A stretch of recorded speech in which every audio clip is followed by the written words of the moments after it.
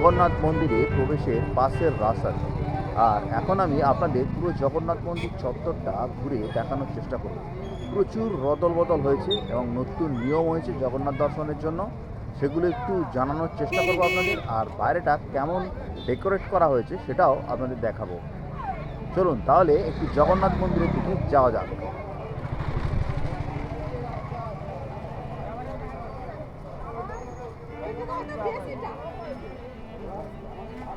এটা হলো জগন্নাথ মন্দির চত্বরে ঢোকার গেট। এটা কিন্তু নূতনভাবে বানানো রয়েছে। আমার যে পুরানো ভিডিও রয়েছে তাতে কিন্তু এটা দেখতে পাবেন না, তাতে এটা আপনারা দেখতে পাবেন না। দেখুন সুন্দর ডেকোরেশন রয়েছে। সমস্ত চত্বরটাই আপনাদের আমি ঘুরে দেখাবো, কিন্তু মন্দিরে প্রবেশ করা সম্ভব নয়। কারণ হচ্ছে এই ভিডিও ক্যামেরা বা কোনো ধরনের ক্যামেরা, মোবাইল নিয়ে মন্দিরে প্রবেশ নিষেধ।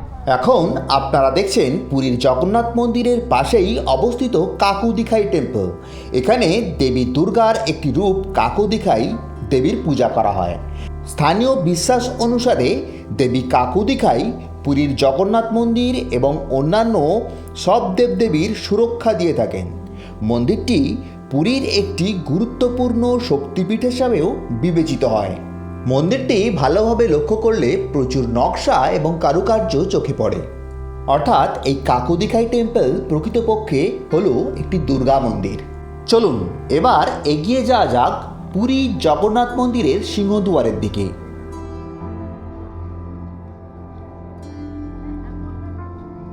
এরকম কার্পেট বেছানো রয়েছে, যেটা মন্দির চত্বরে যে জায়গাটা দিয়ে প্রবেশ করতে হবে, মানে এখানে স্টিলের লাইন দিয়ে ঘেরা রয়েছে বেশ অনেকটা রাস্তা। আর সেই রাস্তাটা আঁকাবাঁকা পথে কভার করতে হবে। আর বিভিন্ন জায়গায় রয়েছে গেট। অনেকক্ষণ ধরে ওয়েট করার পরে আপনি মন্দিরে চেকিং হওয়া এবং তারপর চেকিং হওয়ার পরে মন্দির চত্বরে, মানে একদম মন্দিরের মধ্যে প্রবেশের পারমিশন পাবেন। সমস্তটাই করা হয়েছে সিকিউরিটির কারণে।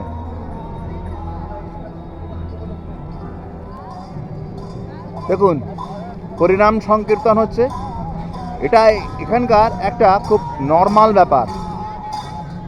দেখুন আর একদল আসছে, মন্দির পরিক্রমা করছেন এনারা।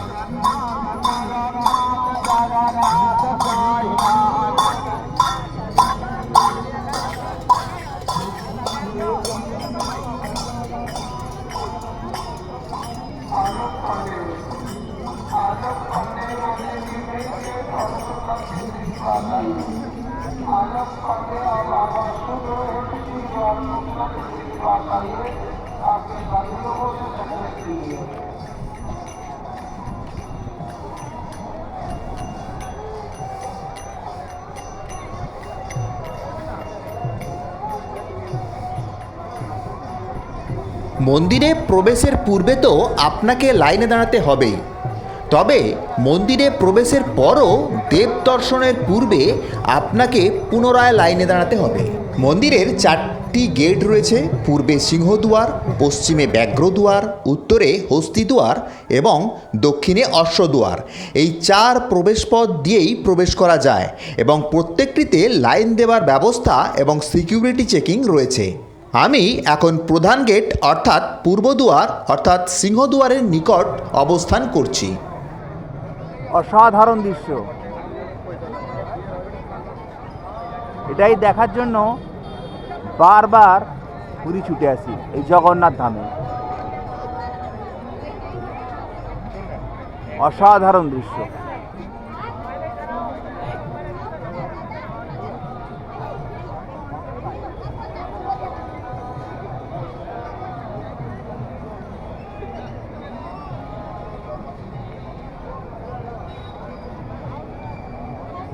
একদম কোনায় বাম দিকে রয়েছে জগন্নাথ দেবের রান্নাঘর। আর এটা অরুণা স্তম্ভ, যে স্তম্ভটা সামনে দেখতে পাচ্ছেন। আর তার পাশে হচ্ছে সিংহদুয়ার।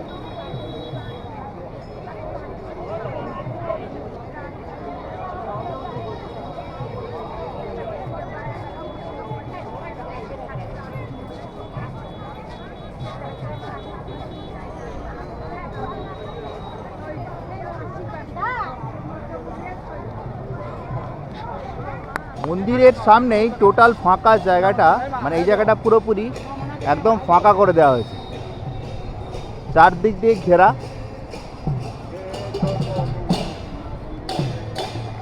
আর দেখুন, আমি লাইনটা আরেকবার ভালো করে দেখাচ্ছি, কোথা থেকে লাইন একবার দেখে নিন। এই ওই যে দূরের জায়গাটা দেখছেন, শেড রয়েছে, শেডের একদম সামনে থেকে লাইনটা স্টার্ট হচ্ছে এবং এই মন্দিরের পিছন দিয়ে ঘুরে এসে এই যে লাইন গিয়ে একদম এখানে শেষ হচ্ছে। মানে এখানে কিন্তু সিকিউরিটি চেক আপ হচ্ছে। সিকিউরিটি চেকিংয়ের পরে সিংহদুয়ার দিয়ে এন্ট্রান্স।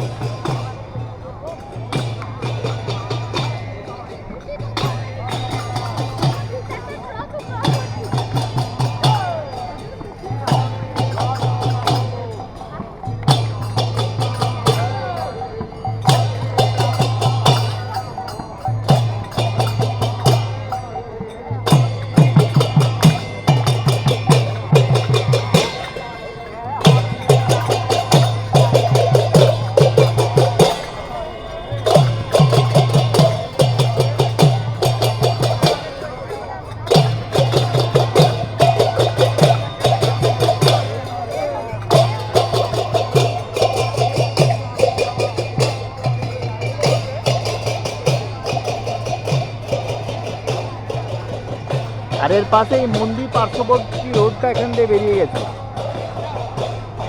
আর এই রোড সোজা চলে গেছে জগন্নাথ দেবের মাসির বাড়ি।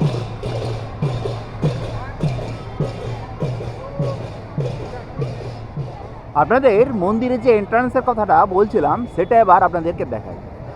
এই যে রেলিং দিয়ে বিভিন্ন চ্যানেল দেখতে পাচ্ছেন, এটাই হচ্ছে মেন মন্দিরের এন্ট্রান্স রুট করা হয়েছে। এবং এইভাবে মন্দিরে এন্ট্রান্সের মেন কারণ হচ্ছে মন্দিরের সিকিউরিটি, এবং অনেকগুলো চ্যানেল রয়েছে দেখুন।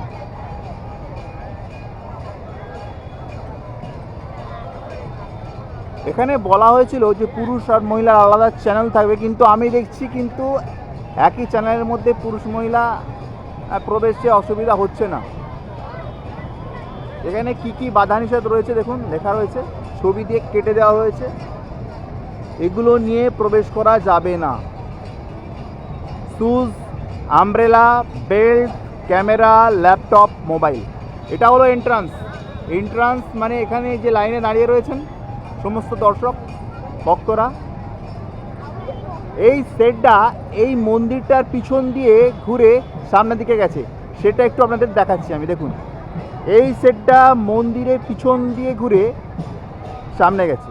একটা কথা বলে রাখি, যে জিনিসগুলি নিয়ে ভিতরে প্রবেশ নিষেধ রয়েছে তা নিয়ে একদমই প্রবেশ করার চেষ্টা করবেন না। দেখুন, ওই সেটটাই কিন্তু মন্দিরের পিছন দিয়ে ঘুরে এখানে এসছে, এবং এখানে রশি দিয়ে আটকানো রয়েছে। মানে এতগুলো মানুষ যে জমা হয়েছে, এদেরকে ছাড়া হবে। এই দিকে যারা দাঁড়িয়ে আছে তাদের চেকিং হয়ে এন্ট্রান্স হয়ে যাওয়ার পর এখানে রশি দিয়ে আটকানো রয়েছে। এরপরে এনারা যে লাইনে দাঁড়িয়ে রয়েছেন, এখানে চেকিং হচ্ছে, এরপরে ভিতরে ঢোকানো হচ্ছে। এই সেটটা, এই যে কাটা সেটটা রয়েছে, এটা চেকিংয়ের জন্য বলতে পারেন।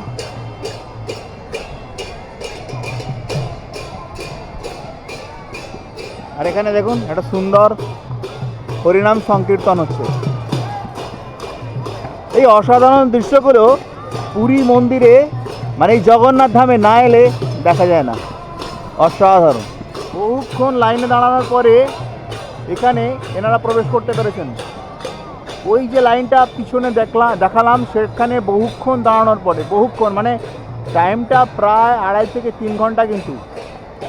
কারণ আমি কালকে 1.5 ঘন্টা দাঁড়িয়ে থাকার পরে ব্যাক করে গেছি। এরপরে এখানে সিকিউরিটি চেকিং হবে, এবং সিকিউরিটি চেকিং হয়ে ভিতরে এন্ট্রান্স।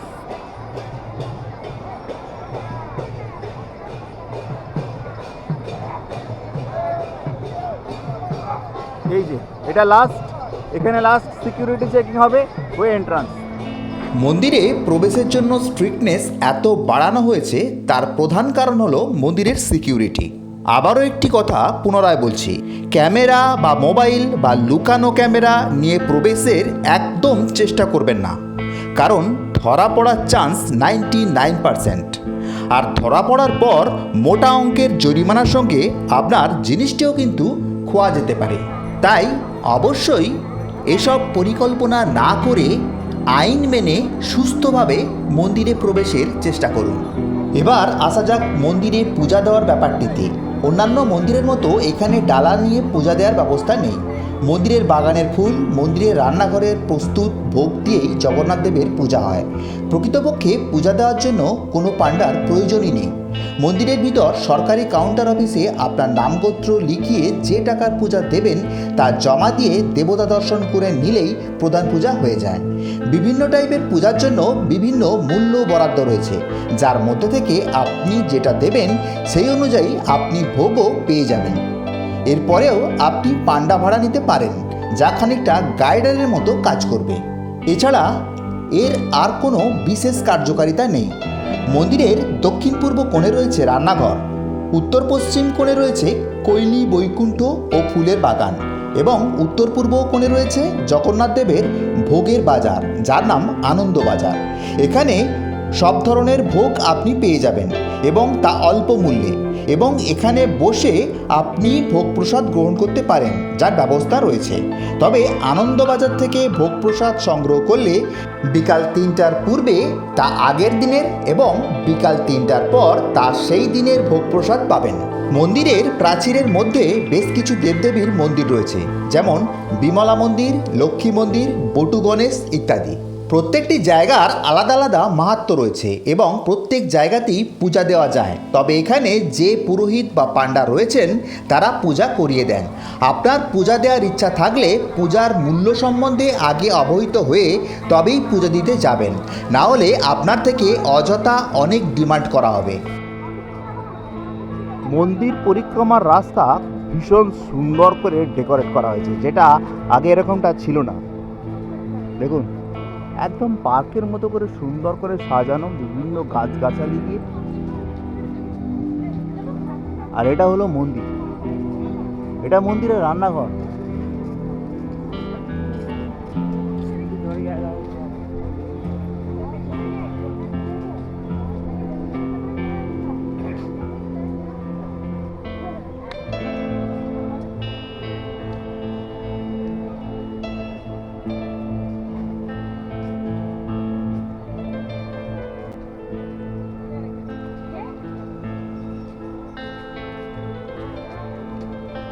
কি সুন্দর ডেকোরেশন, দেখুন, একটু দেখা যাবে।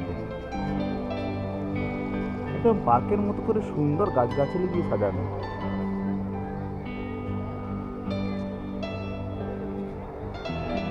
চলুন একবার মন্দির পরিক্রমার জায়গাটা কেমন করা হয়েছে একটু দেখি। মনে রাখবেন, ভিতরে কোনো কিছুই ফ্রি নয়। অর্থের জন্যই আপনাকে কেউ কিছু দিচ্ছে বা দিতে চাইছে, তা প্রণামী বা দান যে কোনো নামে হতে পারে। তবে দান করতে চাইলে যত ইচ্ছা দান করতে পারেন। মন্দির দান তহবিলেও দান করতে পারেন। অন্যান্য তথ্যের সঙ্গে এর তথ্য বিশদভাবে ডেসক্রিপশন বক্সে দিয়ে দিলাম। দক্ষিণ দুয়ার বা অশ্বদুয়ারের পাশে রয়েছে কানপাতা হনুমানের মন্দির। কথিত আছে জগন্নাথ দেবের যাতে কোনো অসুবিধা না হয় তার জন্য এই কানপাতা হনুমানজি সমুদ্রের সব শব্দ নিজের কানে শোষণ করে নেন। তাই মন্দিরের ভিতর থেকে সমুদ্রের কোনো শব্দ শোনা যায় না। এটা হচ্ছে মন্দিরের দক্ষিণ গেট, সাউথ গেট।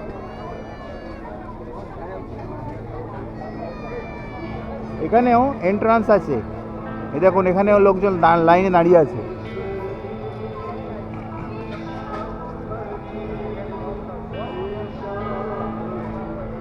আর পাশের রাস্তাটা দেখুন কি সুন্দর সাজিয়েছে, অ্যাটমসফিয়ারটাই বদলে গেছে। পুরী মন্দিরের পাশের চত্বরের অ্যাটমসফিয়ারটাই বদলে গেছে।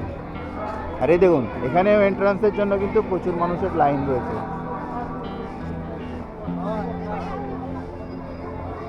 এই যে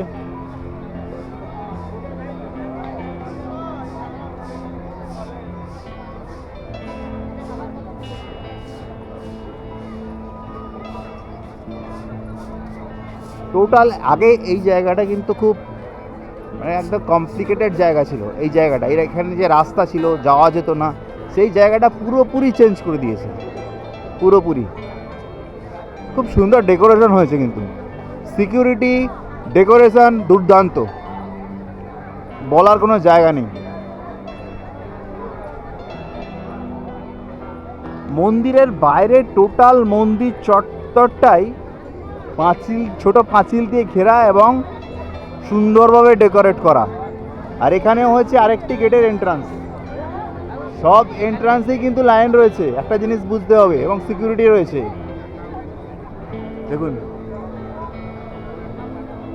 এখানে সব এন্ট্রান্সেই কিন্তু লাইন এবং সিকিউরিটি দুটোই রয়েছে। আর এখানেও দেখুন এই দিকটাতেও ভীষণ সুন্দরভাবে ডেকোরেট করা রয়েছে, একদম পার্কের মতো করে, বিভিন্ন গাছগাছালি। আপনি এখানে বেশ কিছুক্ষণ বসে কাটাতে পারেন।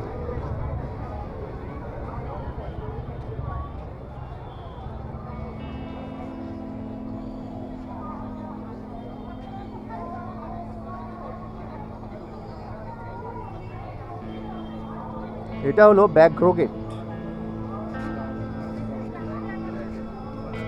এই যে লাইনটা এখানে দেখতে পাচ্ছেন না, এটা এই গেটের জন্য।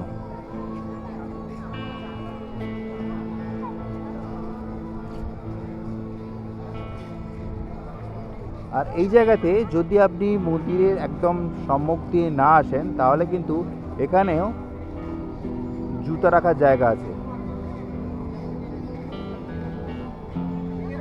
এগুলো কিন্তু ফ্রি, এগুলো ফ্রি মোবাইল শু স্ট্যান্ড। এই যে রুমগুলো দেখছেন না, 1 2 3 4 5, এগুলো ফ্রি মোবাইল শু স্ট্যান্ড।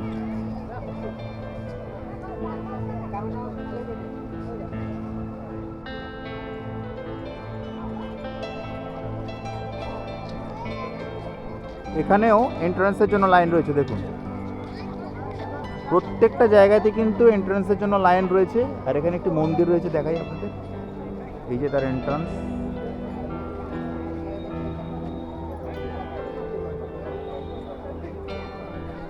হাতির ওপর সিংহ দুদিকে, মানে গেটের দুই পাশে রয়েছে।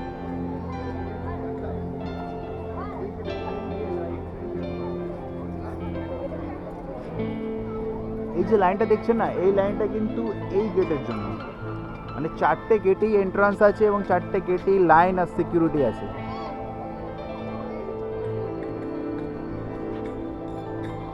এই জায়গাটা দেখুন, বসার কি সুন্দর জায়গা করা রয়েছে, খুব সুন্দর। কিন্তু এত সুন্দর ডেকোরেশন হয়েছে মন্দিরটার,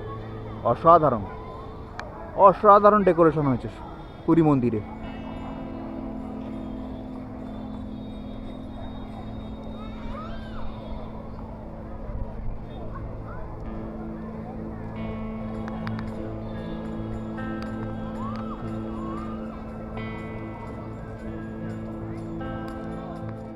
মেল ফিমেল ওয়াশরুমও আছে। ওখানে যেমন শু স্ট্যান্ড দেখালাম, এখানে ওয়াশরুম আছে। দেখুন মেল ফিমেল ওয়াশরুমও আছে, মানে কোনো রকম সমস্যাই আপনাদের হবে না, অনেকক্ষণ দাঁড়িয়ে থাকলেও না।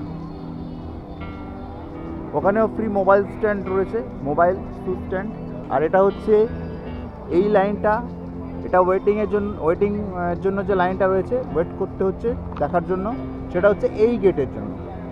মানে 4টে গেটই এন্ট্রান্স বললাম, এই গেটের জন্য কিন্তু এই লাইনটা ওয়েটিং লাইন রয়েছে। আর বাইরের ডেকোরেশনগুলো অসাধারণ ডেকোরেশন আছে।